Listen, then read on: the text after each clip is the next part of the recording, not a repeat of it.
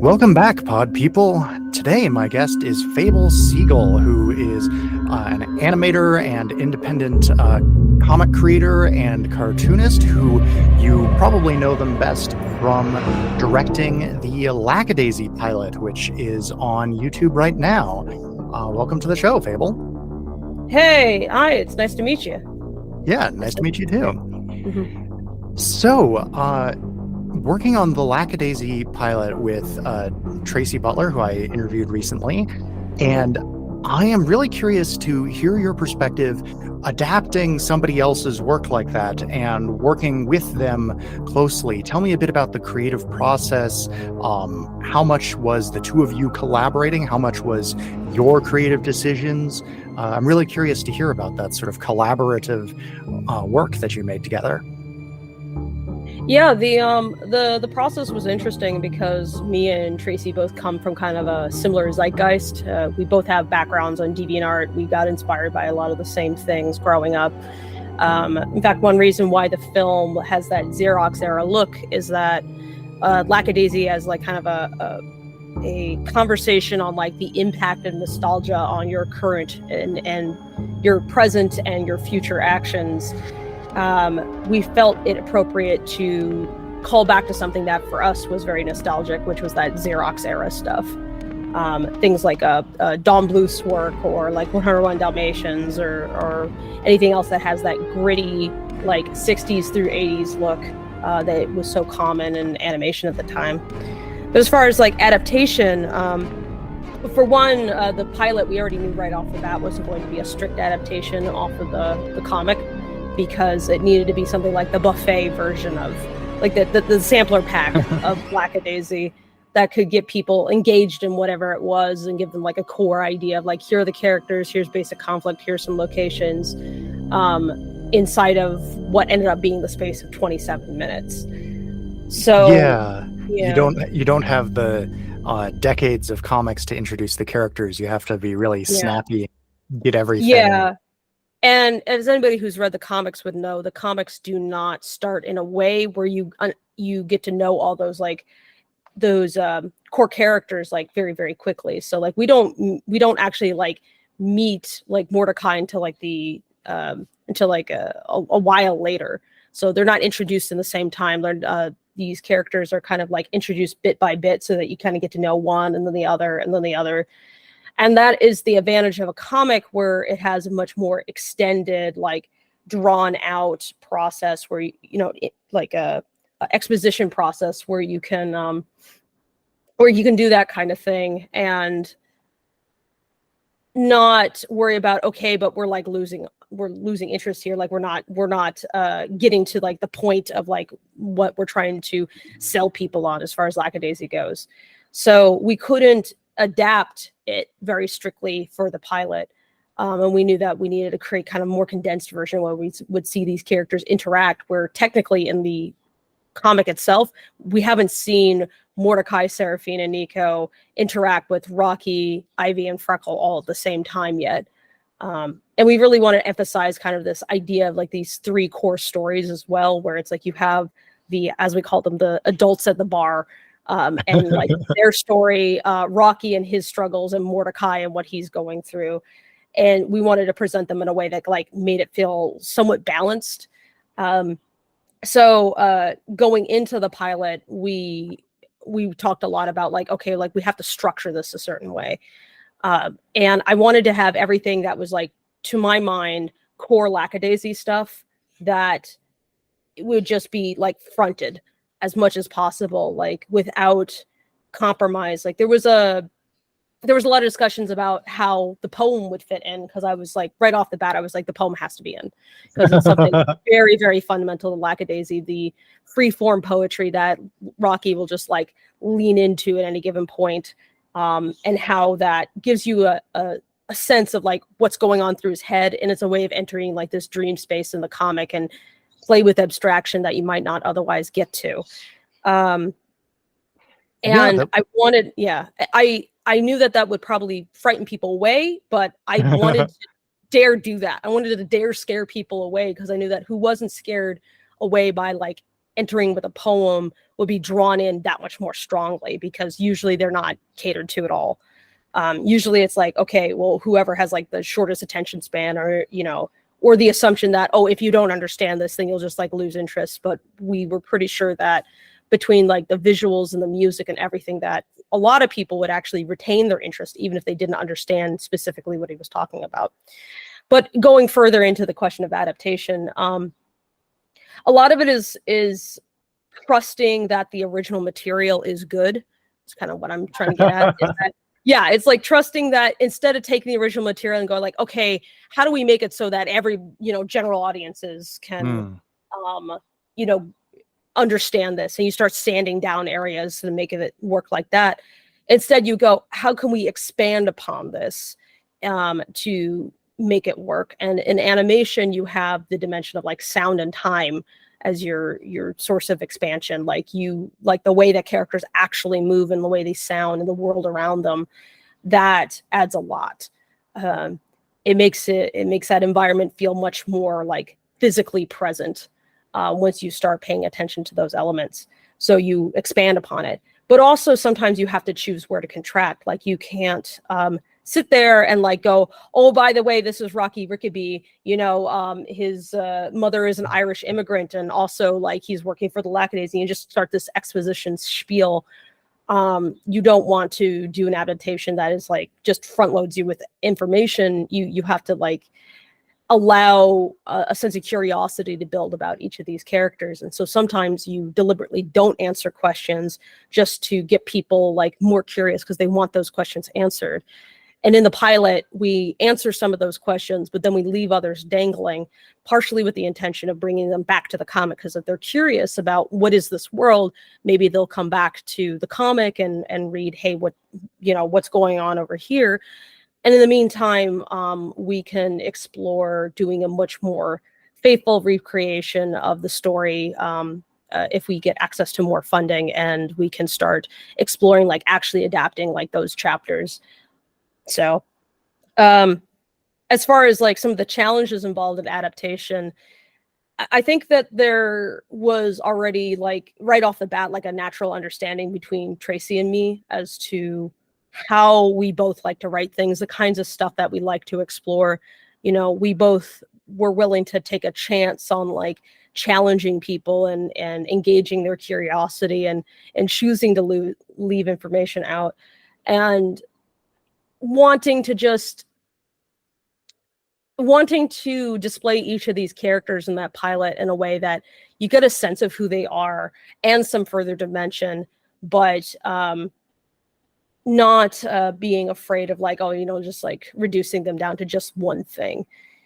So Rocky could probably, in a different production, maybe would have all the poetry sanded off, and he would just be that crazy guy who happens to talk really fast. And Freckle might be just like the muscly guy or whatever, and Ivy would be girl, because the character is always just girl, and you know, she doesn't have her own ambitions or anything, or stands out outside of like, I like to flirt, which, you know, she does. She loves her some boys, but like, you know, there's more to her than just that.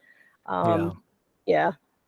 So but yeah, I think Tracy came to me in the first place because she trusted that I would adapt what she was giving me with a high degree of respect, that I liked the original material and I had an understanding of why I liked the material. So that's another thing. You know, it's one reason why it's a good idea to bring up your like to build up your media analysis skills, because simply being able to watch a film and go, I like thing, is perfectly fine. But if you want to make things, if you don't understand why you like thing and start breaking that down, you're going to have a difficult time building it back up if you start doing your own stuff, whether it's adaptation or not. Because like in some projects I've done, like I have a zombie comic where I wanted, you know, I was watching various zombie media and going like, okay, well, there's some elements I like, but also elements I don't like. Why don't I like it? Can I explore this genre on my own and go, you know, break down what I would like about it if I went and explored it on my own? And when you're adapting something, also you have to embrace the high likelihood that there will be changes. simply because there's no way you can strictly adapt comics to animation, even though that they share a lot of DNA. As anybody who's watched anime knows, the stricter that anime adheres to manga, the less good it is, because they'll like some things that are fine in comics where you just like stop everything and a character is just like talking, and then we continue on with the action. It can be fine in a comic and work and like has its place, but in a cartoon just feels really weird. It like cuts the pacing. And that was actually one of our concerns with Rocky, because he's such a verbose character that we had to think about paring his language down somewhat versus how he would be in the comic, just so that he wouldn't be just sitting there and like go endlessly talking for minutes at a time like I am currently. If it's not pretty clear, it's like writing Rocky is not difficult for me, because I'm like, that's, I can easily just like rattle off a ton of vocabulary and go on forever myself, at a moment's notice. And for me, a lot of the challenge was trying to figure out how to make that work with the understanding of period language that Tracy had built up a lot over time. So having her there constantly meant that it always had that same Lackadaisy feel no matter what. But I'm sure she could point to a lot of the parts where like it's a very a me thing here and there. I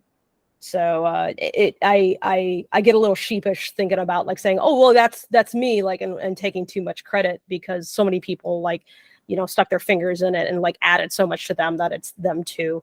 I'm not very kind towards auteur theory, where you reduce down your media analysis down to one person just to understand like their oeuvre. I think it's difficult to separate somebody from like the rest of the crew that's contributing and say, well, this guy doesn't matter, even though he had like a fundamental part, because this is the person we're really focusing on. Not because there isn't some merit to auteur theory where you're trying to figure out how that one element added stuff in, but because of the way it's been mythologized in media analysis, where this idea that, oh, that one person is responsible for all the things, and you see how that perpetuates some terrible ego problems throughout Hollywood in particular, where this one guy is, clearly the genius, and without him, like everything's going to collapse, and it ignores the contributions of the crew altogether. So. Yeah, I think that it's strange to me how strongly auteur theory has caught on in filmmaking specifically, because that is such a collaborative process, in contrast with, for example, a comic where one person can write and draw the entire thing. Yeah.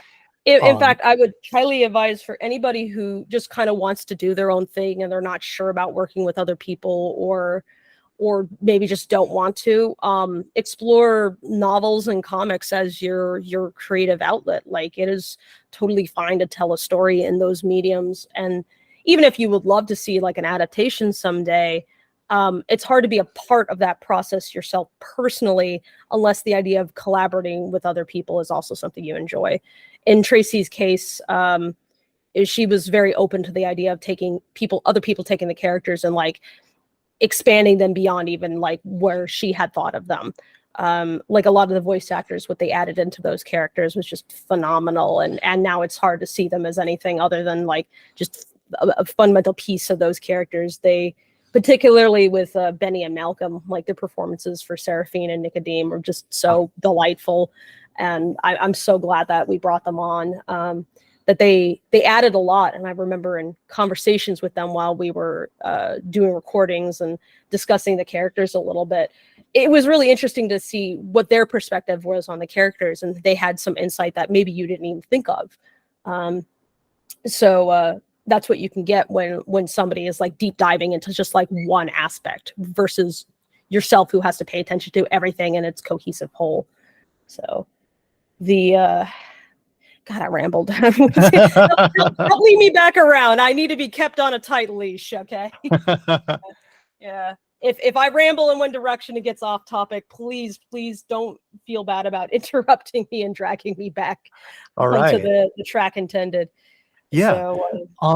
So I do want to dive into a little like perhaps, well, okay, actually, since you talked about so many different things there, I do have a bunch of Yeah, different, sorry. thoughts in my head. Yeah. First, you were talking about Rocky's dialogue, and I'm Mhm, really curious now to rewatch it and pay attention, see how much crosstalk there is, mhm, because certainly in comics, a lot of the time when a character has, like, the full page is filled up with their speech bubbles, in mhm, my mind when I'm reading that, I imagine that perhaps other characters are like also sort of stepping on their words there a bit, mhm, which can be communicated visually, but isn't necessarily. Whereas in a medium where you're actually hearing the sounds, like mhm. film or television, then it's either explicitly happening or it's explicitly not happening. And I didn't actually pay attention to how much of that was going on. Do you know off the top of your head? Oh yeah, I mean, everybody's recording their lines, and you have to sit there and stitch it together, and you have to choose Right, when that's going to happen. And you right. become extremely cognizant as a result of editing of what it means for a Did character you do to. the editing? Yes, yeah, I was responsible for all the editing. Okay. Um, I was responsible for all the editing. I did all the board revision. I did a lot of the boards myself as well, along with three board artists. Ludo, Kelly, and Ashley did board work. And you can, like, when I was sitting there with the, like, doing the revision process, often what I was doing was taking their work and pairing it to the voice work that we had recorded and going like, okay, well, this expression needs to read slightly differently, Hmm, or finding that like that particular cut didn't quite work. So I was the revisionist as well as the editor, and tweaking the boards as we went along. So that's probably where my hand is like the most firmly there, is just that editing and like the way that the scenes are like when things cut, and how things are framed and stuff. I'm always very, very cognizant of what the frame communicates to you, and how hmm, there can be these implications of the world around you and outside of you, not just like what you see on screen, but everything right. else, to make it not feel like it's just like a tiny little square and the characters are just kind of like puppeted about there. But God, can you ask the question again? I lost track again. I'm way too Uh, ADHD. Um, I was ro- asking whether there's, given how verbose Rocky yeah, is there crosstalk where the characters are talking over him? yes, Um, yes, and that happens explicitly in Act Four, as I call it, and when they're in the bar scene and they're all like popping in at once, mm, and they're like, "Hey, we survived!" And they're all trying to like, well, really, Ivy and Rocky are trying to announce it at the same time, and Freckles just trying to like slyly apologize for his very existence there. Um, the choosing where characters talk over each other can say a lot, and choosing how when they don't also can say a lot. So Rocky, throughout like the entirety of the short, you see him like he just talks and talks and talks, and only a few things make him shut up. Fear, like a sudden surprise will make him shut up, but not necessarily danger. He'll like lean into mm, his own adrenaline rush then. But when he's in the bar and he's presenting those bottles to Mitzi, and he says to her, "You seem surprised." And you could see him just searching his own mind for a word. And you know for sure that this guy has about like 100 different words that he could use. We've just watched him throughout the entire runtime using practically every word that a lot of people know.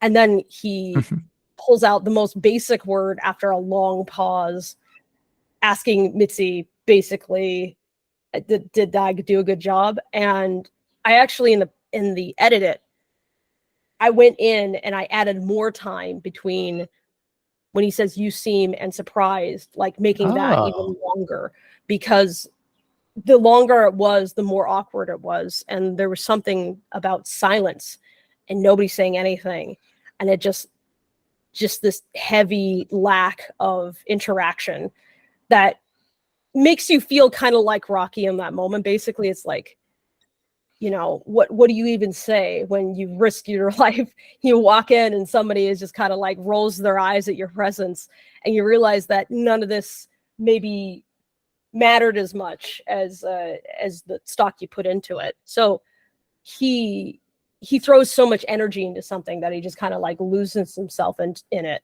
And then like for what ultimately? So it doesn't tend to impress people. It doesn't tend to get them on his side. That's for sure. It's because it's fun. Speaking as someone who, especially when I was younger, had a similar speech pattern, it's because it's enjoyable to talk. It's like you like talking, and then the way that people react to that verbosity around you can be extremely negative. And for some people, they'll just stop talking eventually, and you just get really quiet. And it can be really hard to kind of like reconnect with that if it's been kind of beaten out of you, basically. I think that's what I like about Rocky, is that his own lack of social awareness kind of protects him from sanding off that aspect of him. And it can frustrate people, but also I think that's part of his charm, where like if he didn't have that, he'd be like an entirely different person and come off entirely differently. And you can kind of see his contrast in Freckle, his cousin, who has had like a lot of that, like just rub right out of him. And you can see that they have some similarities where when they pop off, like it can get pretty crazy. And so you get the impression that Freckle is just like a much more suppressed kind of person who's like holding something back, versus Rocky, who doesn't bother holding anything back.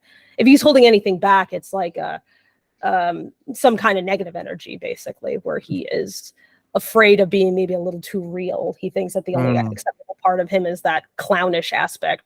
And that's one reason why we start with the poem on the bridge, because you're going to see like this, crazy violent aspect. Sure.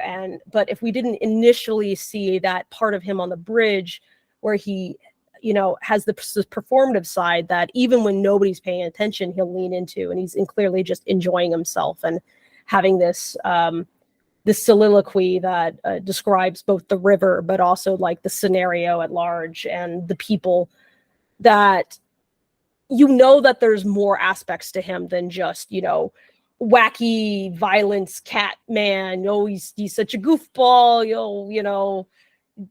Look at him throwing the dynamite, which is fun, but there's more to any one person than that. There's more to them than one side. But yeah, he absolutely does kind of step on people's words, and I would make sure that when he was talking, especially to Ivy, because they're so they're close friends, that they would just kind of step on each other's words a lot. They're not bothering with waiting for the other one to finish their thought necessarily. They're happy to interrupt each other. Versus Freckle, who's just like waits so patiently for an opening that he'll just like not say anything at all the entire time.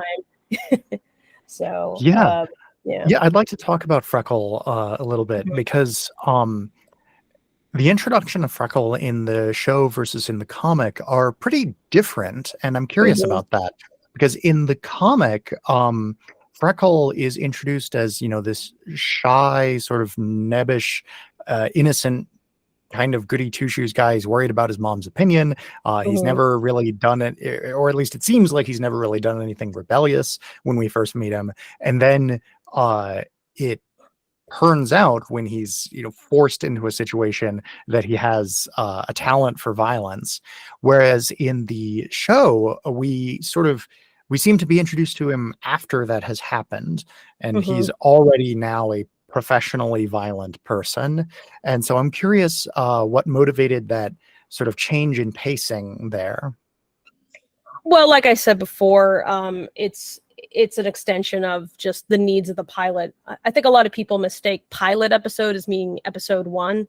But in episode 1 is not how I would start this. Like, this is very in media res, where if we had a whole scenario where, where Rocky's going out and he's picking up Freckle and like dragging him into this particular situation, that would add a lot of runtime, and then we would need to have like a whole new location, and then we would have to have Nina be involved somehow. So instead we have to think about how do we get across this idea in kind of a very condensed way. None of these characters really seem like they're meant to be there. I've watched a lot of reaction videos just to get an idea of like how people who are not familiar with Lackadaisy, how they're interpreting everything. And they go, oh, it's that's this violin interesting. cat. And then they're like, oh, there's this cat with the flashlight. What are they doing here at night? Hey, that guy is digging. Are they digging in a grave? And you can start to see the reactions are show me that the pilot is working as intended, which is That's that good. it's a send up to what Lackadaisy is, but it's largely about drawing a new audience in and getting them to pay attention to this thing that they might not have before. So you gotta like figure out how do you convey a lot of that information without retreading the same stuff, because we just don't have time in the time that allotted. So like if you yeah. got picked up for a 12 episode season or something like that, this would not be one of those. No, the pilot is not episode 1, not even remotely. Anybody criticizing it on the basis of like, well, they don't do this, this, and that. You need this for that and this for that. I'd be like, you're absolutely right. This is not an episode 1. It doesn't follow the structure of an episode 1. If you look at pilots where the pilot is not an episode 1, where it's just like traditionally pilots were more like a pipeline test, proof of concept that was built inside a studio to try to convince some of the people at the top that maybe this is worth investing in. Hey, look, we managed to put this together. And it's like a more advanced pitch, basically. So instead of having like still images and, maybe some character designs and some background information along with your general season structure that you'd be proposing, instead you would make like a whole short cartoon. And you can see a few examples of this. You can find the Steven Universe pilot, the Adventure Time pilot. You can find a lot of similar things where if you watch them, they're not in episode 1. The Steven Universe pilot, importantly, doesn't have any like real. It's not heavy on the action at all. The characters all look entirely different. But you get a good sense of who all these characters are very, very quickly.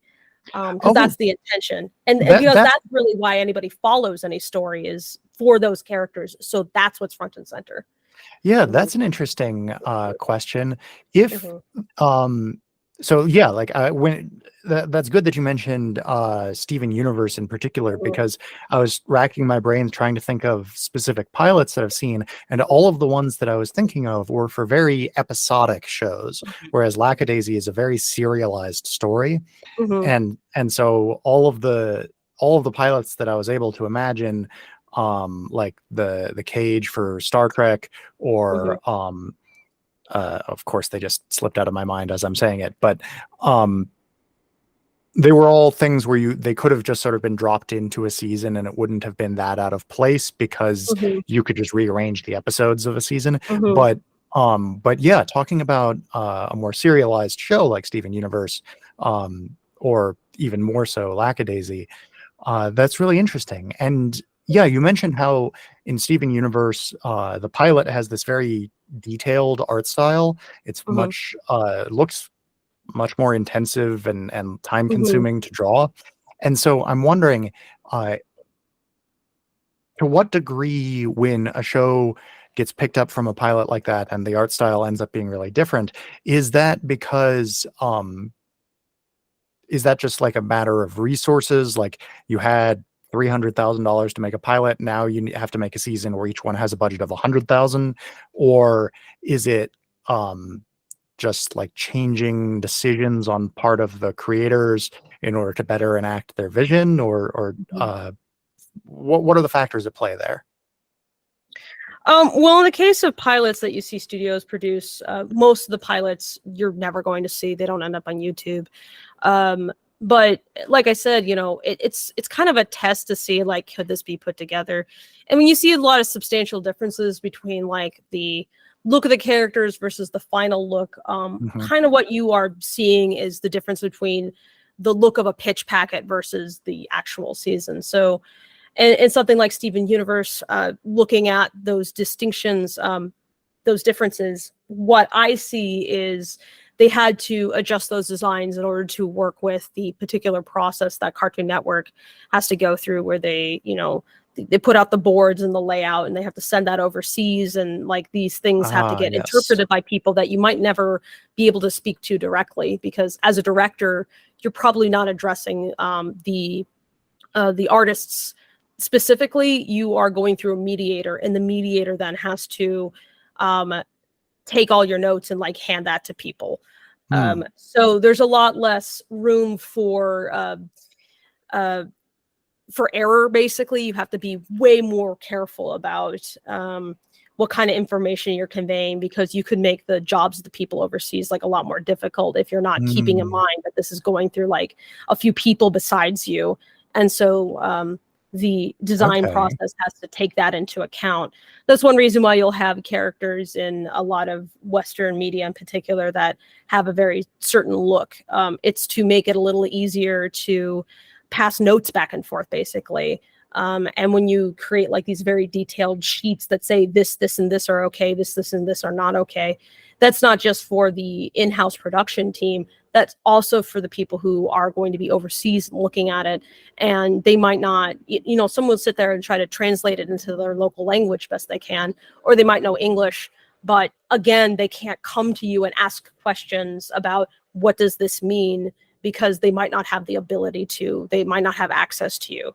So when building those sheets, they have to be extremely, extremely clear and have like only a few allowed deviations, just so that when the person in charge of that team has to say, this is good, this isn't good, they're not playing guessing games. They don't have to keep referring back to you.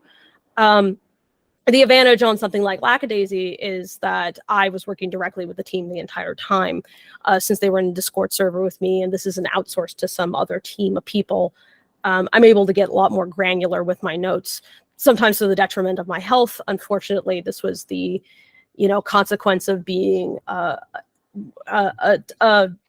maybe large in terms of like most indie productions, but like it's still tiny compared to any average thing in studios where I don't have any support staff. I'm the director, but I'm also the producer, but also one of the animators, but also one of the board artists, but also the editor, but also doing scratch sound, but also, XYZ. And What's scratch sound? Oh, when you're editing, you have to like put in some sound to just like be a placeholder before the designer takes a hold of it and like does something better. There's so many hats that I was wearing on this, that if you watch the credit sequence and you see my name repeated a bunch of times, know that that's maybe like half to a third as many credits as I probably deserve. But it would have been so ridiculous that it would have looked like parody to see my name that many times throughout everything. So it's just like, I was like, I'm fine with nobody knowing that, on an official basis that I did this, and this. That's fine, just because I wanted to make sure that more space was given to other people's names. I think it'll be, I think I'll receive plenty of credit for the work I did. I want to make sure they get the credit. In fact, that was one reason why we even had me and Tracy put our credits at the end of the entire credit sequence, because we were like, these people did like way more labor en masse than either of us could individually ever do, even if we were working ourselves to the bone. And they deserve to be like put front and center. But the ability to work directly with people means you can get a lot more nuance and variability. Yeah. That said, if I took this project and I then brought that to series, I would want to update the designs a bit, but not to make them simpler, but just to like clarify a few things where I noticed that some people were interpreting the model sheets like this way or that way when it wasn't intended. And so I learned like how other people were perceiving the information that you give them. And even as detailed as I thought I had presented them, even as many details as I had thought I presented them, they still needed more. And learning how they perceive things and the range of perception will lead to like more detailed model sheets in the future that are a lot more assistive and making their jobs less difficult. But as far as like what the budget would be, 100,000 an episode is absolute peanuts. Like if you think about like how much does a single person have to earn in a year to get by in any part of the United States?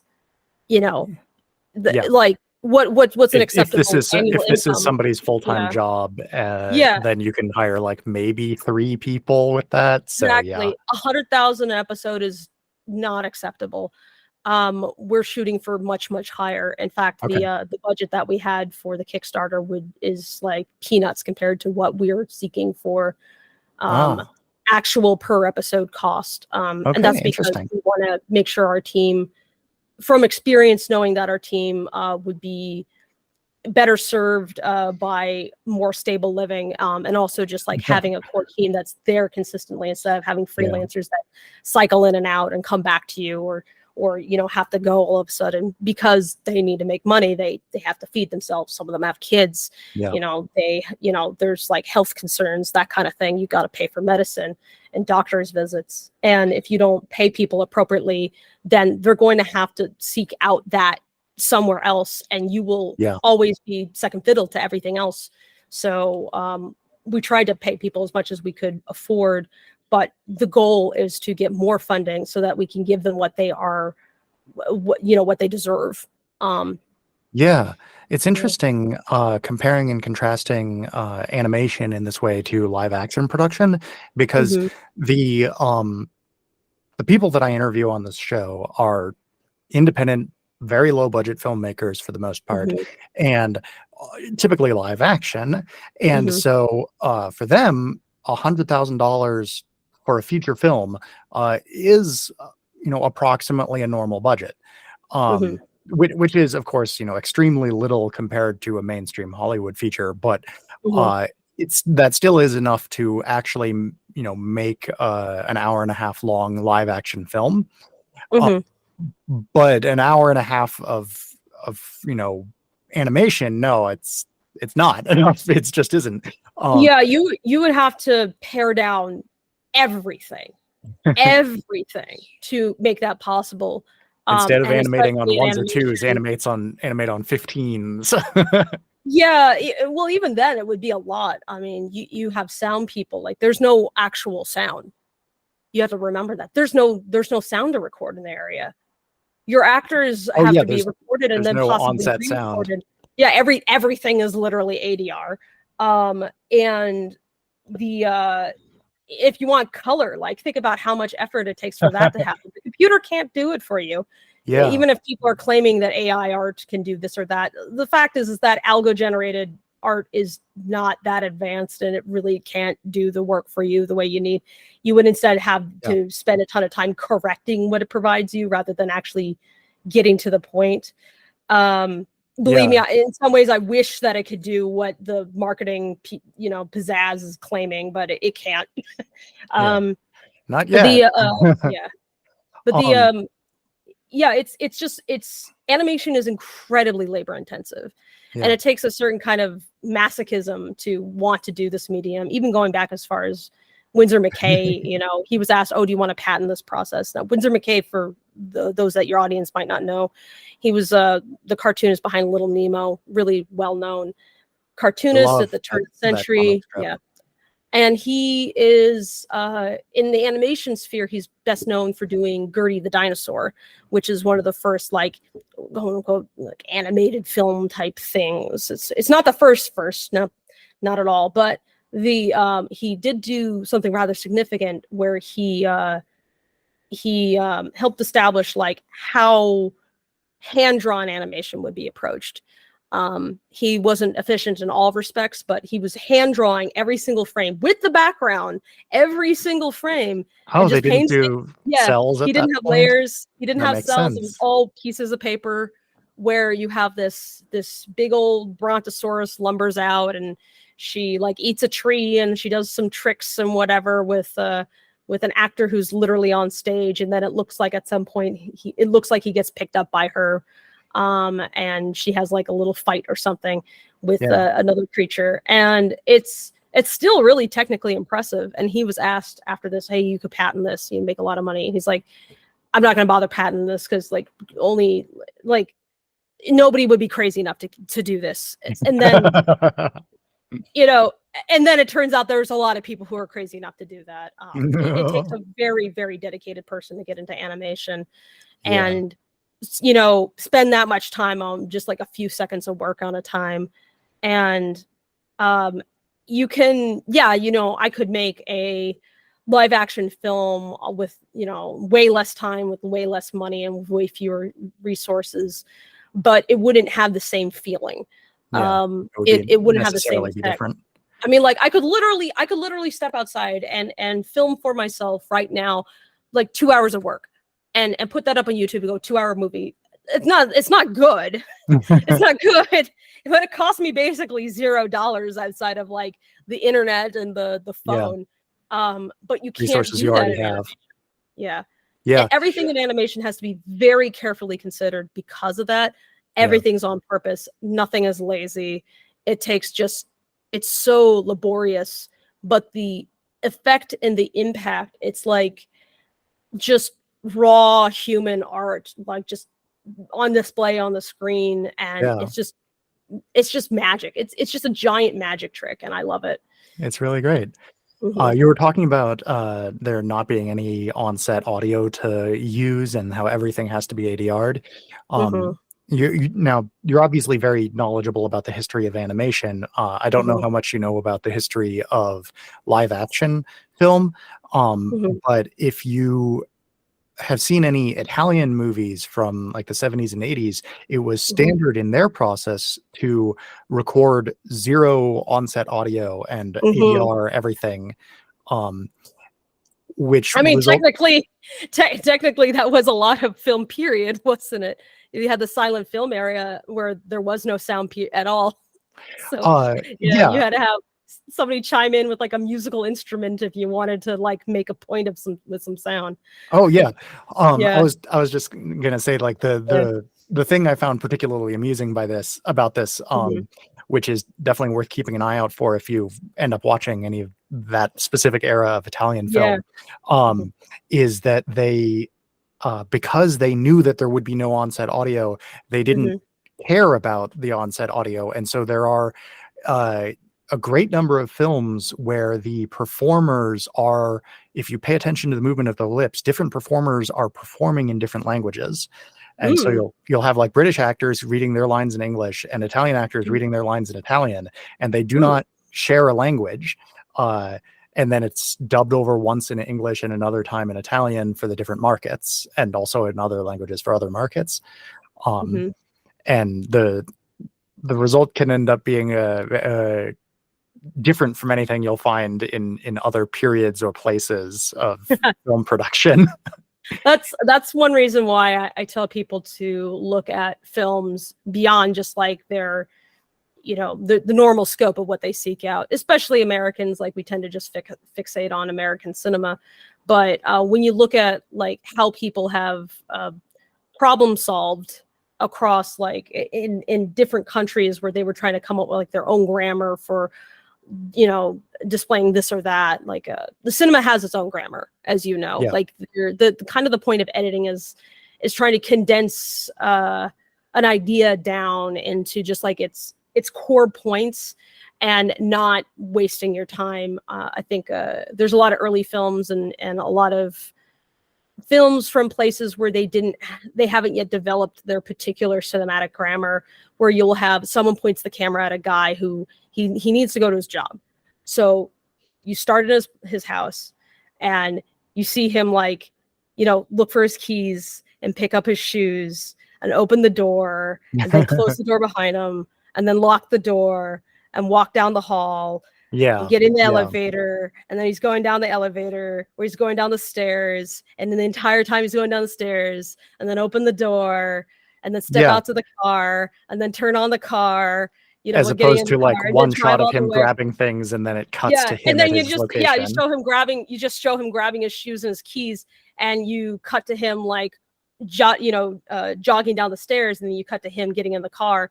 And then the next scene, you're already in the office, like if you had an establishing shot at all, and he just walks in, and how much more brevity there is to that.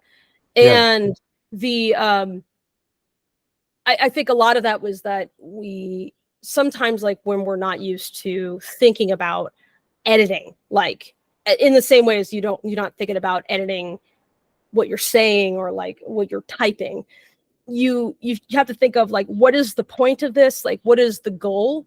Is the goal to show this guy's general, like, is it to show this guy his daily routine in exacting specificity because this teaches you something about him, or is it that he is at the office? Yeah. Yeah. And how quickly do I you need, like, how quickly can you absorb any of that information? Because again, a lot of the reason why this kind of grammar exists is because the film can only last so long. You only have so much time and budget to spend on it, so you have to figure out like how to work within those constraints, and that's why that develops. Yeah, it's interesting. I think that there's this sort of naive appeal to showing every little detail of what's going on, because that's how people experience real life. Yeah. But then There's some merit to doing that on occasion, especially because it slows things down. Miyazaki's work is famous for taking a moment to show a character just putting on their shoes. Continue, right. sorry. Yeah. And like I made a short film recently where I did show like a whole lot of details of somebody's morning routine, but that was specifically so that I could show it twice, once before and once after the character receives some bad news, so we see them do it in a good mood, and then we see them do the same things in a bad mood. Yeah, the contrast. And it's really interesting to me how I think we as sort of like as a community of artists are fortunate that we've had time for these this grammar, as you put it, to arise before the modern conveniences of technology have arisen, because reading about the history of film, one thing that I keep running into over and over, that filmmakers made a big point of in any book written before like the 90s, is that film is expensive. Yeah.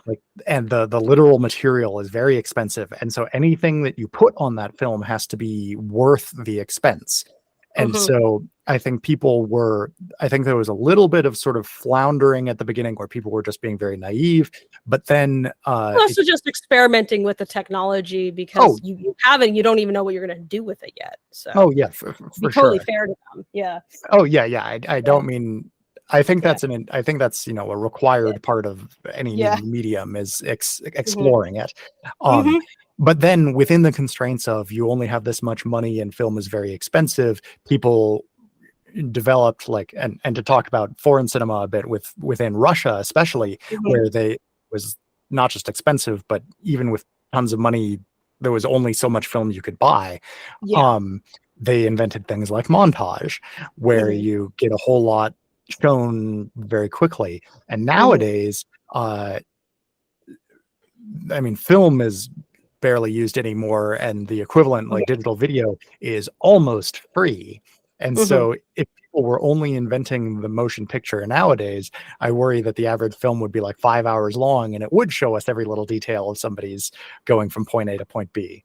I see a similar issue actually, where it can cause like a lack of restraint and a lack of direction, because you're like, oh, the problem has been solved by just adding more. And it's like, but those constraints actually add a lot to how your piece comes out, like, and it gives it its particular texture. Like in the Lackadaisy pilot, we have this huge send up to the Xerox era, which was considered kind of like the cheap, that's the unideal look of the time, because they were just trying to solve the problem of how can we produce animation a bit faster with like less labor involved. And they were like, well, what if we took the rough animation and we just printed that directly on plastic cells and painted the back of it, and then just use that rather than worrying about the whole inking process, because that can take like just as long, if not like twice as long or more than that's the why you original. have the sort of visible sketch lines.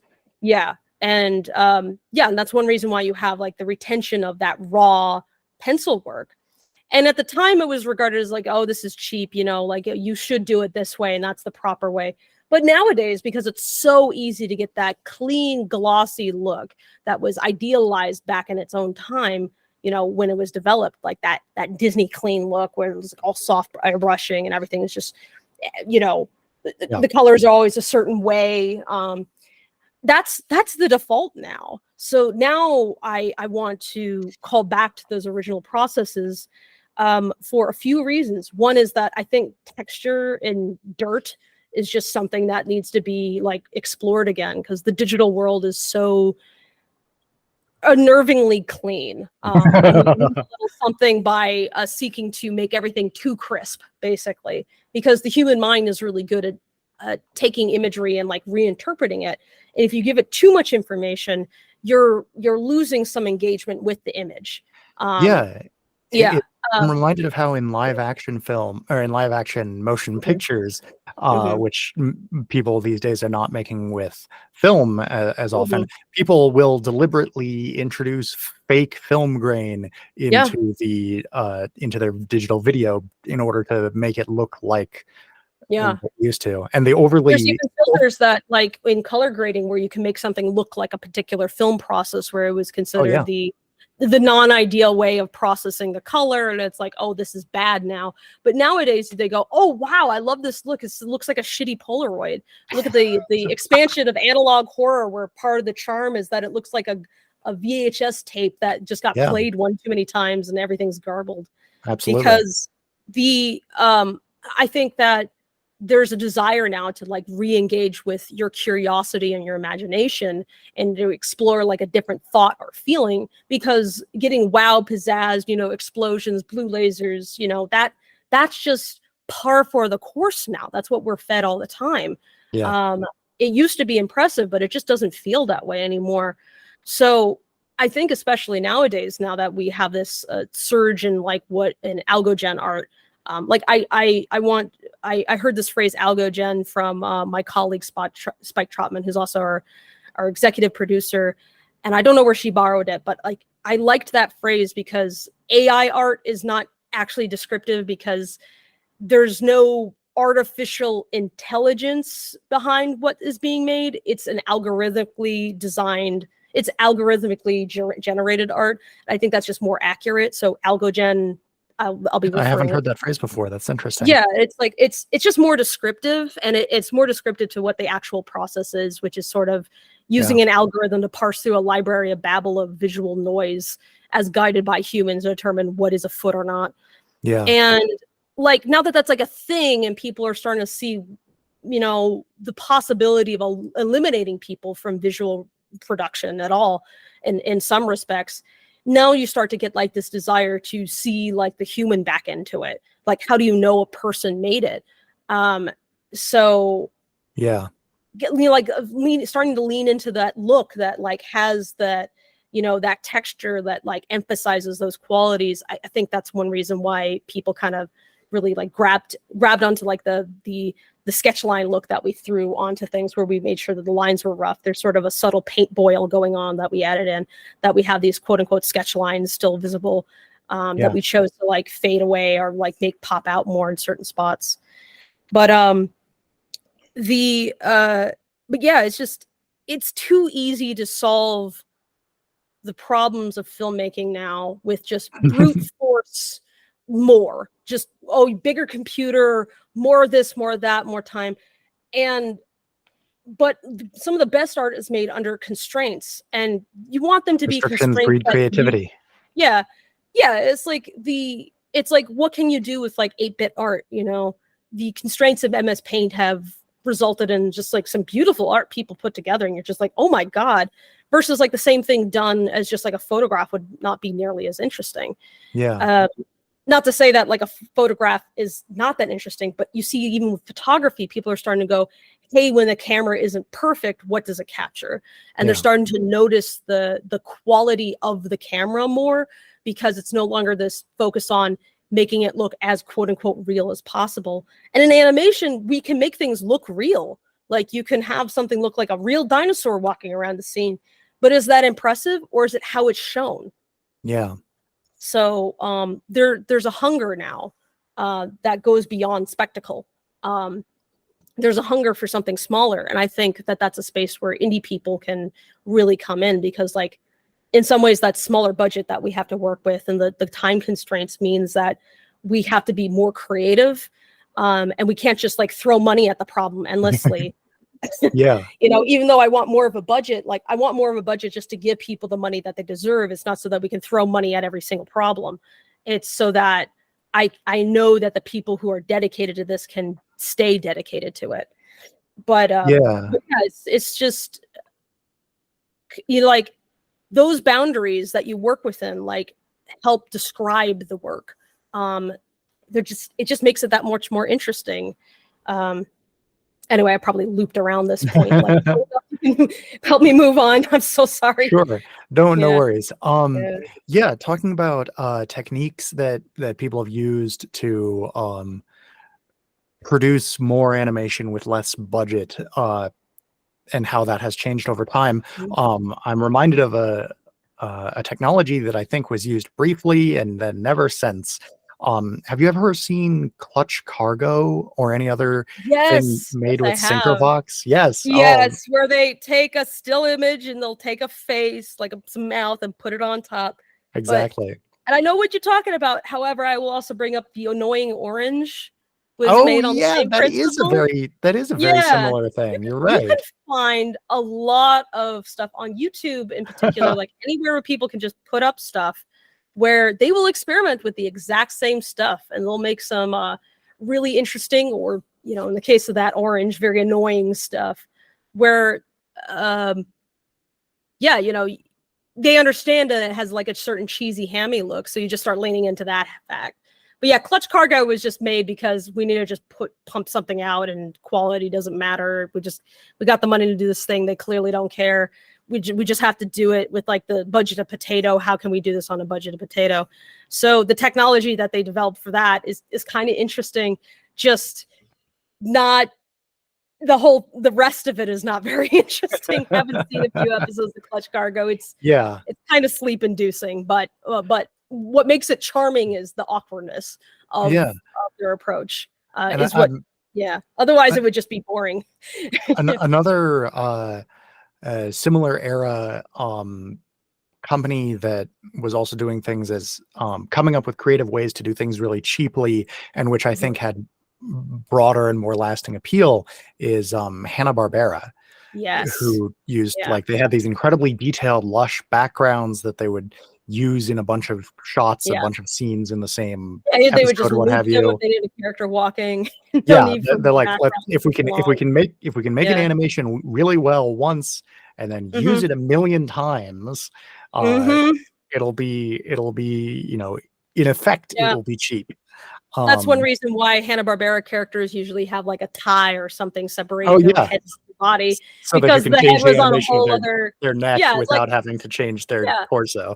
and the mouth would be its whole own set of cells, and they would just like piece these things together basically to churn out cartoons and practically nothing. But in order to do that, they had to be really cognizant of making designs that made that work, as opposed to just slapping things together thoughtlessly. Yes. So they did it. They figured out how to make animation work for television, because prior to Hanna-Barbera, there really wasn't much, since it again, it's just so labor intensive, and they didn't have any digital technology to rely on to make things go a little bit quicker. So, I think the modern version of that is the sort of the puppet animation that's very popular and can be kind of dull when done uncreatively. But can also allow you for a very for instance, Bob's Burgers is a show that I quite enjoy. I really like it. But it does have a sort of, especially nowadays, a somewhat stiff puppet animation, but that just lets them be very dialogue focused. And that, it's interesting when watching people be creative about where they're going to spend their limited resources and what they're going to focus on with what they can. And you're talking about what you were saying a moment ago about the animating just the mouths and doing different things like that. I'm reminded of South Park, where they have they do a really good job of matching these very unrealistic mouth shapes to the dialogue in ways that work. And it really is just reusing the same few mouth shapes very precisely. What a lot of people don't know about South Park is that the only top-down shot with paper that they do, that was only their pilot episode. Yeah, every other CGI episode they ever did since. has been Maya. In fact, this entire time, from the beginning, which is bizarre to think. Like, this is actually one of the first CG animated cartoons, and it's South Park. Yeah. Do they still use Maya? I thought they used a proprietary thing these days. Oh, well, that's a good question. I haven't checked it. See, a lot of times people use Maya and then they'll have like proprietary plugins attached to it. Oh, that might be. Now I'm wondering if they might be thinking about Blender, but a lot of times studios are very reluctant to change anything on their pipeline. True, the fastest I ever saw them adopt technology was when Storyboard Pro became just suddenly like everybody was using it, and prior to that it was frustrating to get them to even like pick up Photoshop versus pen and paper. It's interesting. South Park is, despite their massive success, they've retained a lot of the sort of independence because Trey Parker and Matt Stone just own the entire thing. And so it would not surprise me if they use a different process than is standard in the industry, because they can just decide to use whatever they want. Well, it's, I mean, a studio will have its particular way of doing things, but South Park has been around for a while. I don't think you could call them necessarily unique somewhat, just because there's, quite a few people could churn out something like that in Flash nowadays. But what makes them unique is that they have streamlined their process so much that they can boot out a cartoon maybe once every couple weeks or once a month, which is a pace that is unheard of. Like, anybody who thinks that that's how cartoons are made, no. Most cartoons you ever see have maybe a year from start to finish. Like, and we'll make things in studio. We'll make several cartoons at a time in order to like get stuff made. But it's always really funny seeing the internet saying like, oh, this episode was terrible, I hope they fix it by next episode. Hey, they listened to us. For the next episode they watch it, it's like, no, they finished that like a year or two ago, guys. Like, they're not responding real time to you. They Everything just was made. chose not to address that this episode. Yeah, so there's a lot of parallel production in most animation. Yeah, you have to, because you can't have people working just be idle. Like, you can't have the storyboard artists like do their work and then they're waiting months until like the next thing comes in, because they need to earn a paycheck. And the studio isn't going to just pay people to just hang around unless they're certain kinds of executives, let's say. Anyway, but yeah, the cartoons just take a long time, and despite a lot of the advancements in live action to make things like go faster and even on our end, like go faster, like do cheaper, we still have those constraints are largely still there, which is why I think you see in a lot of animation, it tends to be very, very tightly edited. The scripts are a bit tighter because there's just no room to mess around quite that much. It's like all the experimenting that you do has to be done in the pre-production area, because post is not the place to do it. You would have to build it. To build entire new sequences takes months of work. You can't just go out and do another round of reshoots and then like slap some FX on it. That's not how it works. So you have to have it has to be basically done before anybody touches it. Yeah, you can't do a pickup shot in an afternoon because you decided you wanted another camera angle. Listen, animation takes a lot of labor, but it's also one of the most efficient forms of cinema production, because we just do not have the leeway, and a lot of the people in animation are not paid nearly as well as our live action counterparts, unfortunately. Like, our writers will often not get royalties. Same things with our actors. Voice actors do not receive the same acclaim or money. Directors definitely don't receive the money, and let alone everybody else down the line. Yeah. So have you ever seen the interview with, I think it was like Larry David and like the guy who directed DuckTales? The guy who directed DuckTales. I actually couldn't tell you off the top of my head who directed DuckTales. I've seen let me find the clip for you, because this is great. I've seen what I suspect is the clip you're talking about, where it's Larry David interviewing one of the voice actors on DuckTales. No, this is even better, because okay. Yeah, okay. So Danny Pudi, yeah, I think he's also the director as well. Let me I am confident he is not the director. Let's see, Daniel Pudi. He is a comedian. He is. I hope you're editing this because this is quite the aside, but I want to make. Let's see. What I am confident he was just the voice of Huey Duck. You'd be surprised. A lot of people will play multiple roles. No, you're right. He was Huey. That was the director. But yeah, that clip where he's like, Larry's asking him what luxuries that he enjoys indulging in.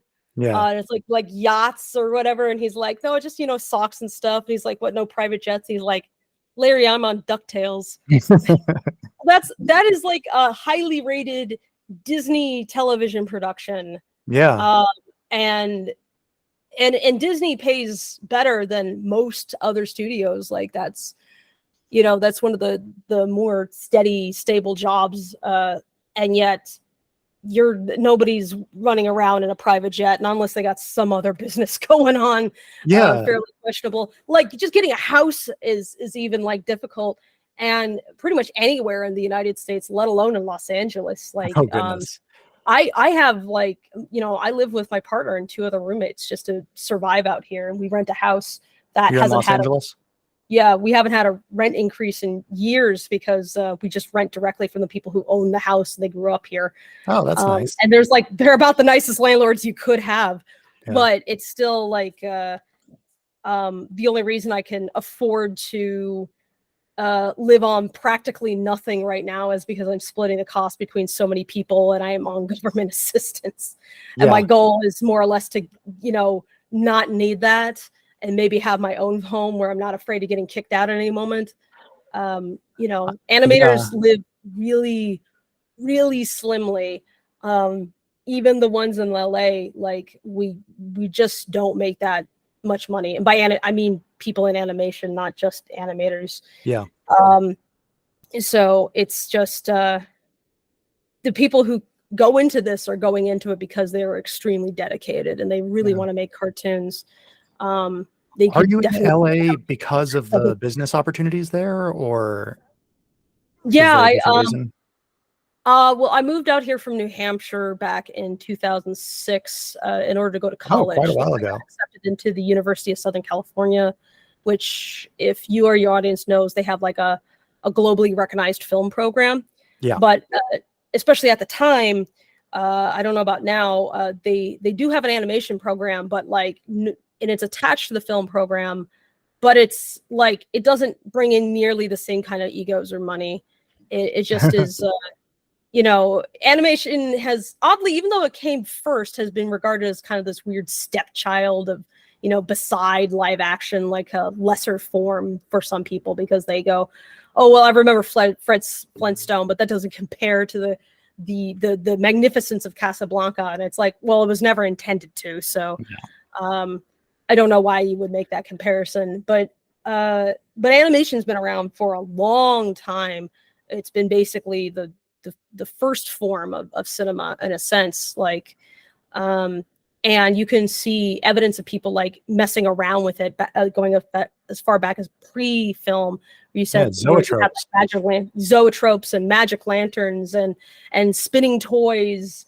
And apparently if you go, you're gonna mention cave art. Yes, apparently if you walk through those caves where you see those animals, so they have clearly multiple limbs and heads and stuff, and it looks like they just drew on top of them. You go, why did they do that? And it's like, I guess it's a depiction of motion, but it goes further than that. They walked through the caves with like a firelight, like a torchlight. And apparently the flickering from the flame as you're walking through creates such an effect that it looks like those animals are running just because of the way the light's bouncing around. So humans have been trying to depict motion through art for as long as art has existed, as far as we know. So it's really odd for me to see, watch like these award ceremonies where they'll describe animation as just being a dumb babysitter for your kids that adults have to put up with, which is just sad, because it's like to describe any medium as, to dismiss it as kids stuff, and to dismiss kids stuff as well as somehow being unimportant, is just a shame on 2 fronts. One, I don't think any medium is inherently worth less than another one. They're all different ways, unique ways of expressing whatever you're trying to convey. But another is, for God's sakes, if there isn't an important form of literature, then it's got to be kids' literature, some of the most important form. And you could see just how real that is when you look at what's happening with these culture wars in the US, where they're seeking to ban certain books from being accessed to kids. And it's like, if kids' entertainment and literature was not important, do you think they would care about what kids were reading? So some of the people that are the most dedicated to, you know, they're interested in like what kind of entertainment you provide kids. They work in animation. Now, I myself don't want to do entertainment for kids, but that's not out of lack of respect. It's just because the kind of stories that I want to tell are not really what would entertain children. Like, I think like a young kid watching Lackadaisy be like, they're talking a lot, but you know, but the subject matter is also stuff that a kid might not grok. Yeah, I'm actually really curious. Yeah. You mentioned watching reaction videos. I'm really curious now to see like how would children react to Lackadaisy. Well, I would be reluctant to watch a video in which a little kid was watching, just because mostly because the kind of people who stick a camera in front of their kids and decide to make them perform for strangers' entertainment on the internet, well, like, but what I would be interested in seeing is, I have friends who have kids and asking them how their kids felt about it. And yeah, that's a healthier way of getting that. Yeah. that would be better. But I mean, we wrote it knowing that kids would probably see it. It just was never intended for them. But I'm the kind of person who would find it very interesting to have two characters sit down and have an argument over their taxes. You know, you can do a lot with that. But for a kid to be like, what am I watching? I don't care about any of this. Yeah. They can't relate. Thinking about the most recent film I've seen where people have an argument about their taxes, Everything Everywhere All at Once. Yeah. Which is a fantastic movie in every sense of the word. That addresses that very thing, that idea of like, oh, if only my life were more interesting. But then like her husband, you know, both her and her husband are having those like idealized lives where they're like celebrity rich, you know, and going to the fancy parties and stuff. And he's like a big businessman and she's like a movie star and a martial arts actor. Yeah. And he says to her, you know, in another life, I would have very much enjoyed doing like taxes and laundry with you. And I think that says a lot. It's like that you can actually embed a lot of meaning and nuance into these like mundane, humble activities. Like, not everything has to be, we have to save the world. Sometimes it's just, I just want to keep my bar open. How do I do that? Why is it dying? You know, all these questions lead you into conflicts that are basic human problems that people can relate to, that they struggle with. And, you know, when you're watching media, sometimes you kind of want to see somebody else experiencing what you have, even if it's through like another filter or another lens. And if we get too broad with our like take on like, we have to save the world, you know, the superheroes have to go out and like fight the blue laser beam, and then, you know, and like the massive armies come together and it's such like a clash of titans, and it's like, that's nobody's experience. It's not that can't be cool, but it's such a spectacle. And the kind of stories that I want to tell are not necessarily that. Even the stories that I would like to tell, which are a little more grandiose in scope, are still fundamentally about something much more humble, and much simpler questions. But I think when you're watching something and you just can't connect to the characters, you know, it's worth it to ask yourself, why? Is it because they're doing things that you've never had any personal experience with? Or is it the way that they're approaching all these problems don't make any sense with how, you know, a lot of people like will approach those situations? That's take you out. Oh man, once again, a Sorry, bunch of like I said, things. I go in No, directions. Please that's right. rein I me in. You'll Well, probably have to edit this I just down. remembered Yeah. something that you said like quite a while ago in the interview, where you were talking about you putting on a bunch of different hats for different roles and not wanting to appear in the credits 1,000 times. Um, Mm-hmm. and I just remembered probably the most amusing way of handling that particular issue that I've seen, which is I don't know if you're familiar with the filmography of Neil Breen at all. Have you heard of Is him? that one of those pseudonyms No, that it's not people? a pseudonym. Okay. Um, but he's an independent filmmaker, makes live action films that Mm-hmm. nowadays involve a lot of use of like green screen and Mm-hmm. CGI, because that is the kind of thing that you can do on your own. Yeah. Um, and in his, I forget if it's in all of his films or just one, but in the credits, there's a full. It looks like a full length Hollywood major production credits with all these different Mm-hmm. names, and then at the very end, it says like any company or person whose name was in the credits where the initials of the person or company started with N and B was really just me, Neil Breen. He's Which I just thought, sneaking some jokes in there, yeah, basically, yeah, for his own amusement. It's yeah. like, well, you know that nobody's going to look at the credits, so you might as well do what you want.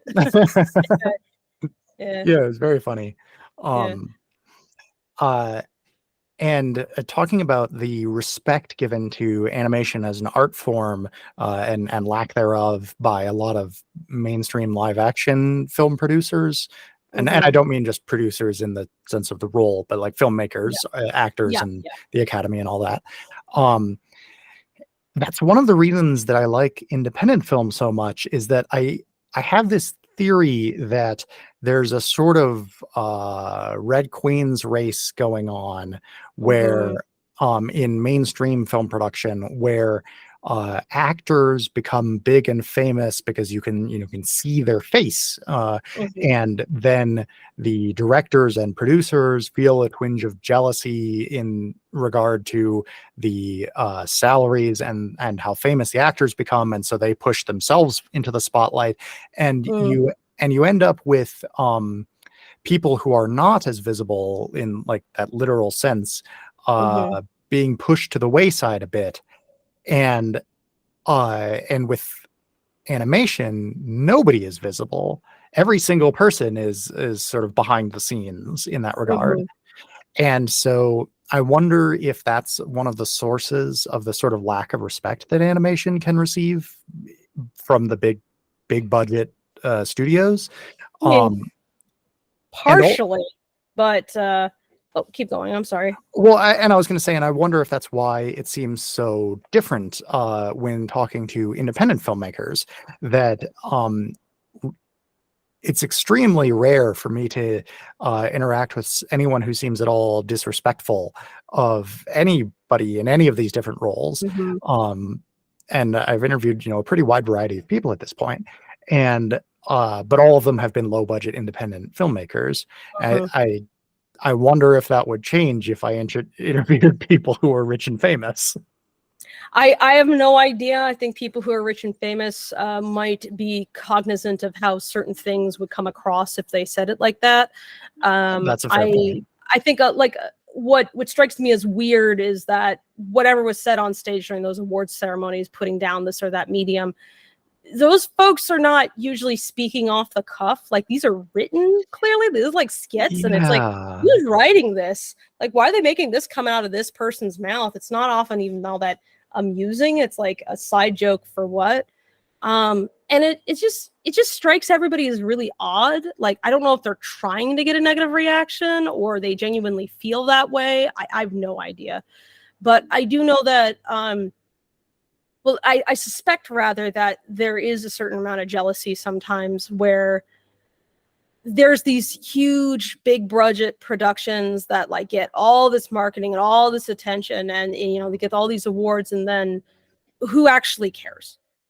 This doesn't grab the public's interest, and there's something of a in some way there's a little bit of a crisis even like in the studios, because they know that kids are not watching TV. People aren't watching TV anymore. Who's watching TV? It's like old boomers who that's just their routine, and they'll stick with it forever until all the TVs die. You know, they're the ones who complained about all the signals going to digital, and now they had to like their rabbit ears don't work anymore without a converter. Yeah. So I think that's one reason why you see a lot of cable television is starting to like has been leaning more and more conservative and more predictable, and everything is the same because it's a smaller and smaller pool of people watching who are just, by the nature of our own mortality, will disappear one day. Meanwhile, like most kids, the shows they're watching are on like YouTube or whatever. And it's, the general public has access to all these other forms of entertainment. And so you have the ability for indie to basically sweep, where it's way more accessible and inexpensive for the average person to come across. And the main issue is just like, how are we all trying to get noticed in that sphere? And these bigger budget productions, like they have these big marketing campaigns that can splash their ads everywhere. They can literally skywrite it, and they can have international effort. But meanwhile, like our production, we have a marketing budget of essentially zero. So how did we get everybody to notice what we were doing? Well, we understood how the internet tends to talk amongst itself about what media that they see. What do? You talk to your friends. You say, hey, here's this cool thing that I saw. Do you want to see it too? And you share it on Discord servers, and you share it on Reddit, or you like post it up on your personal social media. It's not just the robot on YouTube telling you, hey, watch the thing, because the robot suggests a lot of things to me that I never click on. And I could see on the analytics on our side on YouTube just how many impressions we get compared to how many click-throughs. So I know what that percentage is like to the 10th of a percent. Oh, wow. Yeah, but the thing is that people are way more likely to watch the thing if their friends said this is worth watching. Think Everything Everywhere and All at Once did not have much of a marketing budget. So how did people go and find out about it? How did it become a phenomenon? And it was everybody going, hey, I just saw this movie. You have to go see this movie. I'm not going to tell you anything about it because I don't even know how to describe it. You got to go see this in theaters. It's so cool. And it became a phenomenon. There's something more meaningful about like, you heard it from a friend, this is good, than just Disney said, watch this because it's the latest installment in Superhero X's saga, where we're going to see yet another person in a overly designed suit, stare stoically at another character, like about 10 feet away from them because they hit their mark, and they have to make sure they don't move too far past that green screen, because otherwise the effects guys are going to have a conniption, rightfully so, because they're all they have their bosses breathing down the necks, and they have no time or money to finish all this, and the studio is gonna like just shit the bed as the moment the production's over because XYZ. It's just there's it feels like a lot of big budget films are just disconnected from what people actually want to see. They think they know what people want to see, but they're forgetting something fundamental, which is that you can't make art for everybody. It has to be for somebody, but it can't be for everybody, because there's no person who is the everybody. Even average American white man is not in of themselves like descriptive of every possible thing. Like I don't know where you're from. Are you American? You look like an American white dude. I'm American, yeah. Okay. I had to ask in case you're Canadian. But like, you could describe yourselves as like the image of the guy that they're thinking of when they're thinking this movie is for this guy. And yet it might not appeal to you regardless, because you have all these other aspects to you that are like unique and individual, that the part of who you are. Yeah. And I think this effort to like reduce people down to ages 18 to 34 of X demographic, and that buy lots of stuff.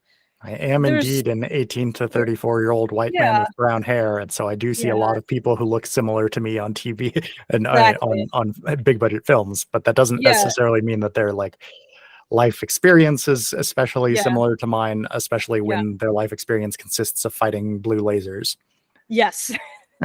So I think that there's a disconnect sometimes between who they're actually trying to speak to and why they're telling the story versus what people actually want. And I think they ultimately want stories that they could personally connect with. And the thing with that is that you can't put everybody into that net.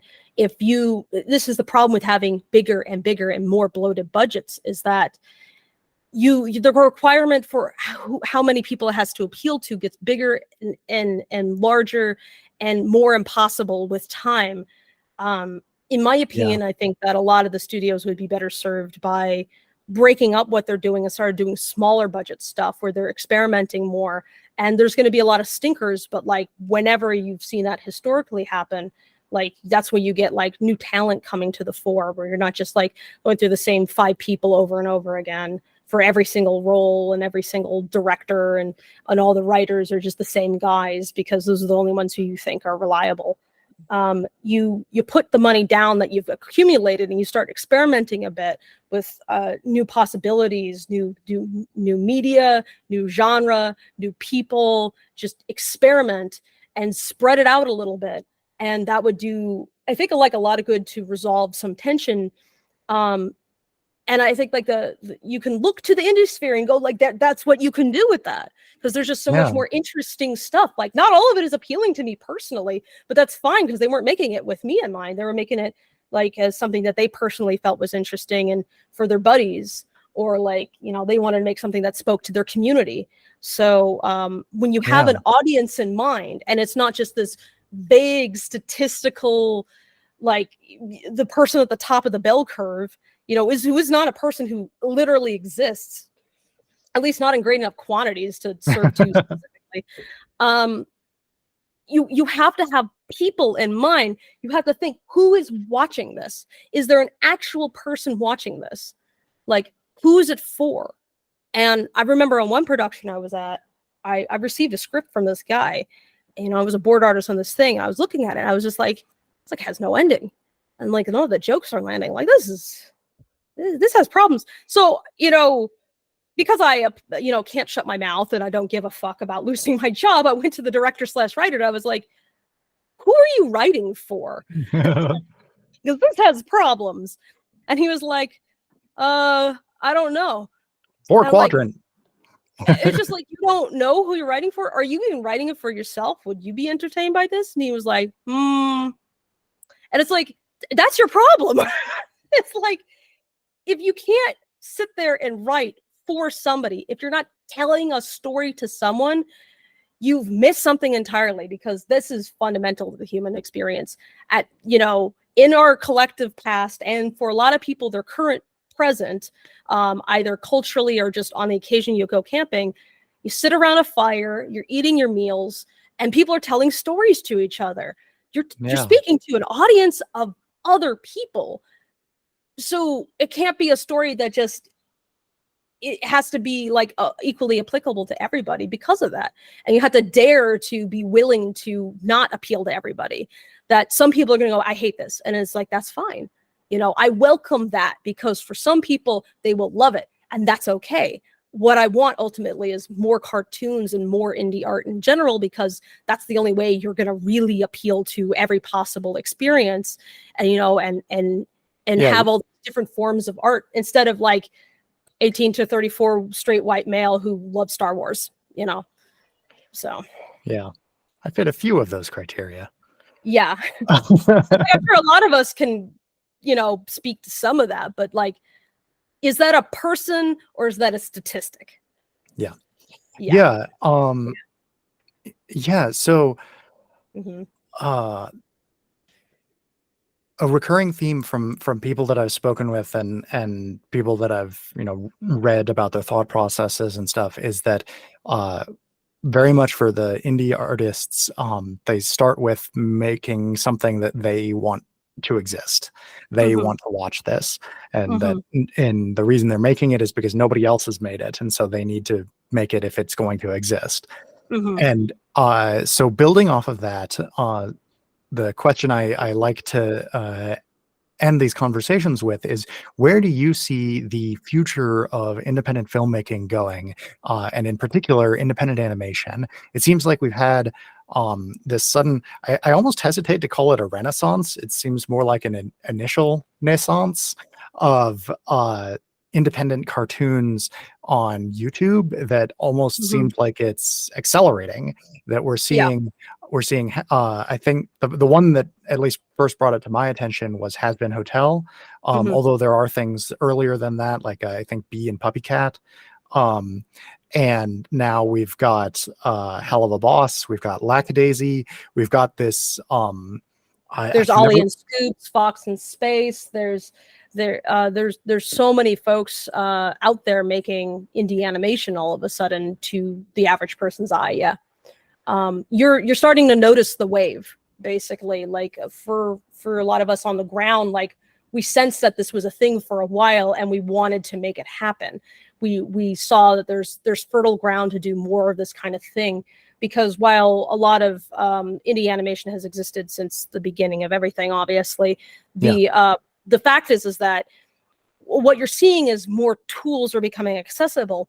But whenever a tool becomes accessible to the wider public and not just trapped within a studio sphere, some proprietary software that nobody has access to, um, it takes a little while for everybody to kind of collectively get used to it and start to take what they started when they got access to the material and then release it. So it's always going to be like a little bit of time. You'll see experiments here and there, but nothing huge. Like bigger, more involved productions take time. So what you're seeing now is the result of efforts from years ago, oftentimes pre-pandemic, where a lot of us didn't have to stop as a result of the pandemic because we were already working from home on these computers that we had built with making art in mind. Because a lot of us in the indie sphere, and any animation in particular, we survive, sometimes on side jobs, but also just Contract work. commissions and art and contract art work and Patreon and etc.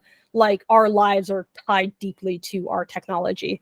So Cool. we have to experiment with new tools all the time in order to keep up with the demand. Animation is inextricably tied to technology as an art form. Yeah. Yeah. So all the bones of the stuff that you are personally just starting to notice started a long time ago. And so Interesting. if you're now noticing the wave, it's because the wave has been building for a while. So the earthquake happened a long time ago, of course, with the advent of Newgrounds, let's say. Oh yeah, for sure. But like it's been a building tsunami for so long. And part of the reason for that is that a lot of us who started making our own independent cartoons started when we were kids, Hmm. teenagers. And there's only so many of us at first. And, I went into school for animation, but there was still like a limited number of people, especially during the recession, where a lot of folks just fucked off, and I never saw them in cartoons again, my peers in college. But there's still kids who were working on stuff, younger millennials, Gen Zers, who had access to tools that I only got as like a late teenager, that they had since they were born, practically or literally. Yeah. And then Blender Hmm. had a huge update in 2019 where they totally rehauled their entire interface. Blender 2.8 came out. And this was the Huh. version of Blender that now had studio support, because a lot of studios understand that the only way that they're going to have like the folks with the skill set that they need to hire for future projects is if they have available software that doesn't cost an arm and a leg to have monthly access to, like in the case of Maya. So Yeah. Blender has been open source 3D software that a lot of people have known about for years and years. That had a lot going for it, but it was a little difficult to get into relative to other programs. Yeah. But in 2019, it had a huge overhaul and included something called Grease Pencil, which allows for 2D animation to be done inside of it, Hmm. and real-time rendering as well. And it's free. And with the studios behind it, the development has been supercharged. So now all the people who are working on it, not just folks volunteering their time, but they have a dedicated core of people they can pay to just develop it, and also pay people for their development work if they provide a plugin that gets put into the vanilla version. It sort So of now we reminds. have Sort of. free 3D software that anybody can use on most computers, kind of like when digital cameras became the phone in your pocket. Yeah. So you're seeing a surge because the technology has become much more accessible. and much more affordable. And computers that can run this stuff are also more accessible and more affordable to the average person than they used to be. So with access comes art, ultimately.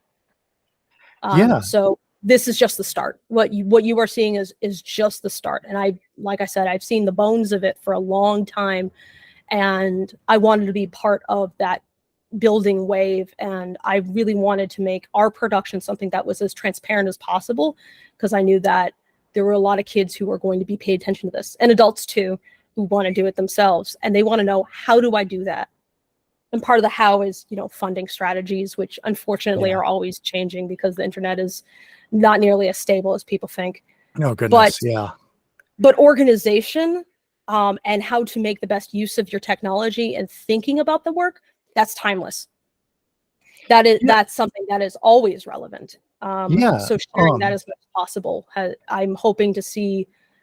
I'm hoping for the next thing that will just stomp us, like entirely flat, curb stomp our teeth and all of our teeth shatter.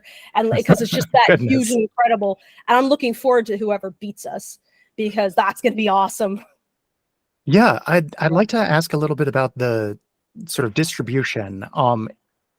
Speaking as an outsider to the animation industry, the impression that I've gotten has been that animation, I largely see in sort of one of two formats. Either it's something that's like on YouTube or Newgrounds or a site like that, where there's my impression is that any sort of payment that you get from like ads that are served on YouTube or anything is not pathetic. Sufficient to support. Yeah. And then if I told you the numbers of what we earned on the short, you'd be like, "Are you kidding me?" And it'd be like, Yeah. Yeah. And then the hope there is that it gets picked up by a more traditional production company that distributes it either through like a streaming service or on a television channel. Is that more or less accurate?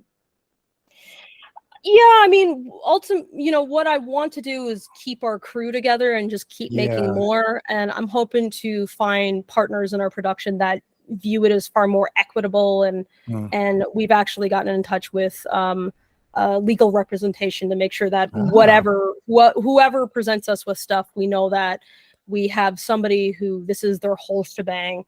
And they can look over contracts and make sure that we don't get locked into something that's not favorable to us or our team. We've heard too many horror stories, both from the past and people we know directly, that we're trying to take the lessons learned from those folks and basically play Minesweeper to see if we can get this to go somewhere. But we're also comfortable with walking from a deal if we just don't feel like it's equitable, and just continue to make something on our own. And we had to say that to ourselves. It's like, no matter what, we want to keep making stuff. And it's just a matter of how much money do we have to do that? How quickly can we do it? So, because, being independent does offer you a lot more control, even if it comes with a lot of downsides. The control aspect and knowing that ultimately what you made was something that you took seriously, that matters a lot. Yeah. So something that I see a lot of live action films, the people that I interview about those, something that people have repeatedly talked about is more modern distribution options like Film Hub and getting it on streaming services like Tubi. And I'm curious, is it just that the money that people can make that way is sufficient to support a live action thing, but it's not sufficient to support animation? Or is that something you're considering? Or well, live action just costs less to make. It's as simple as that. There's you need fewer people. You can make more as well in a shorter amount of time. But the other thing is that my concern with platforms like YouTube in particular is that they're not terribly stable. They have a tendency to change the rules at the drop of a hat, and nobody will be informed of that. Even if you have a YouTube liaison, as we've seen from a lot of top YouTubers talking about the difficulty they've had in speaking with YouTube at all about any policy change and how it just destroys their channels as a result. And they're like, hey, what's going on? And even the staff that they're talking to are like, I don't know. I told you one thing, they're doing another, and apparently my boss is a robot, not my manager.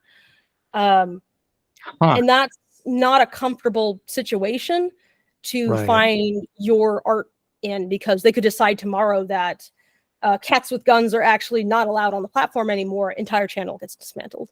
You don't get to see Lackadaisy anymore. Yeah, so the impression do I want to, take a production that is meant to be paying people's livelihoods and keep it on a platform that could just change their minds like that? Yeah. The impression I've gotten is that YouTube in particular is more fickle than other platforms like Tubi or Netflix or what have you. And that's one of the reasons why I guess YouTube does have an enormous reach, and so it's anybody can upload to YouTube. Like, I don't have to argue with somebody at YouTube about whether or not to upload my thing in the first place. But Netflix, you need somebody, then you have to sign rights away also, and or have licensing deals. So that's one of the reasons why I was asking specifically about Film Hub and Tubi, is because you don't have to sign the rights away, and it's much more. From what I have seen, it is much more stable in terms of, like, Film Hub doesn't have any policies about content. They only have policies about, like, does it match our visual standards and the codecs and things like that. And so for me as a naive outsider, I think, that is where I would prefer to put, the basket I would prefer to put my eggs in, because it doesn't get turned upside down every 6 months the way that YouTube sure seems like it does. That's definitely part of what we'd be looking into, is seeing what is stable, because I see YouTube as a good place to advertise something, but not to keep something, especially if you have content that's in any way, shape, or form quote unquote edgy. And I know some people would look at Lackadaisy and not call that edgy, but like YouTube has guns, policies about gun violence and violence in general, and and their ideas about what animation is for that could conflict with everything that we're doing. So just finding a stable platform is one of our top goals. And if those platforms are open to animated content, then that's definitely worth exploring, and probably has hopefully has like a broad enough reach that we could keep growing our audience, and so that we could keep paying people, because it's maybe like 1 in 100 people that buys any merch supports you financially.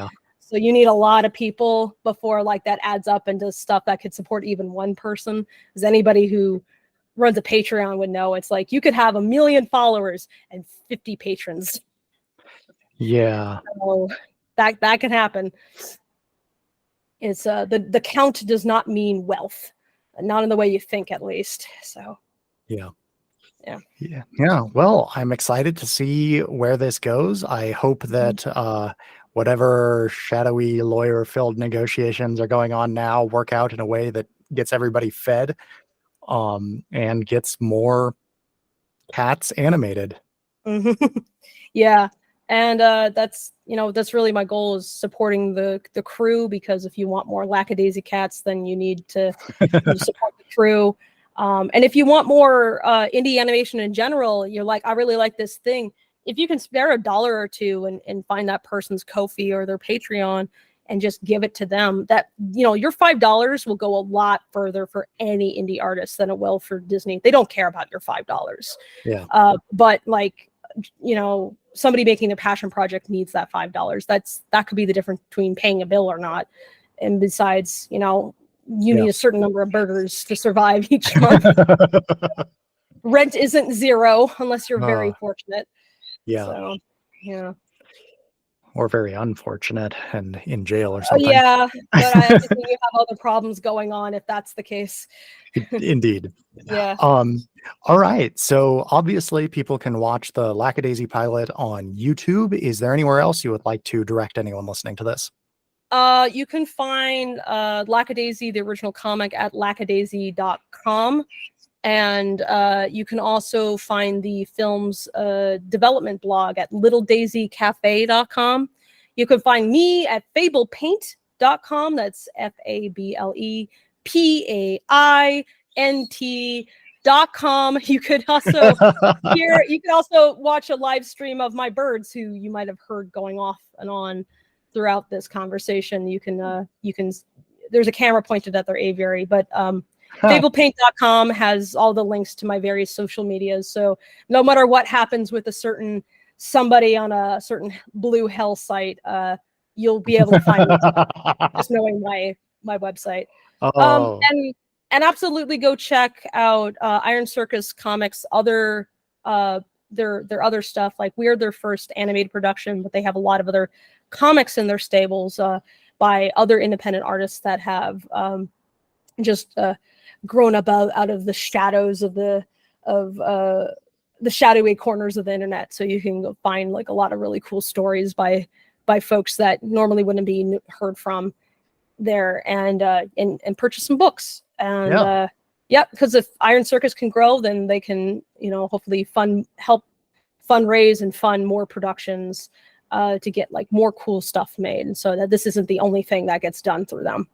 So, but yeah, absolutely. And if nothing else, please go find your favorite artists, find out if they have a Patreon, give them your $5, even if just for that month. They will be very happy to have that. And if you're like, but I can only give so much, honestly, like 50 small number donors are worth a lot more than one $100 donor. So it makes a huge difference. And that much support also is just like a huge morale booster as well. So yeah, go support your favorite artist, please. Yeah. Definitely agreed. And thank you again for coming on and talking with me. Thank you. Sorry I rambled so much. No worries at all.